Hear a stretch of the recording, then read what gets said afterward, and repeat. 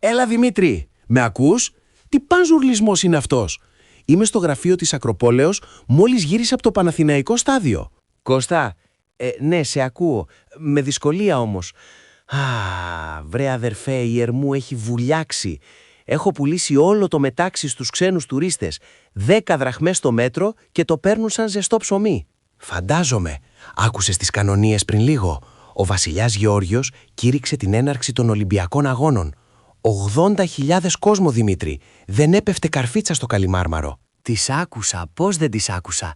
Τρίζανε τα τζάμια του μαγαζιού. Και να σκεφτείς ότι ο καφές του Ζαχαράτου πήγε στα 20 λεπτά λόγω των ημερών. Εκμετάλλευση. Ας είναι, χαλάλι. Είναι ιστορική μέρα. Γιορτάζουμε και την εθνική μας επέτειο. Άκου, έχεις μήπως κρατήσει τα εισιτήρια για τον αυριανό αγώνα ξυφασκία στο Ζάπιο? Τα έχω στο ταμείο. 2 δραχμές το καθένα τα πλήρωσα. Αλλά ειλικρινά, θα μπορέσεις να έρθεις?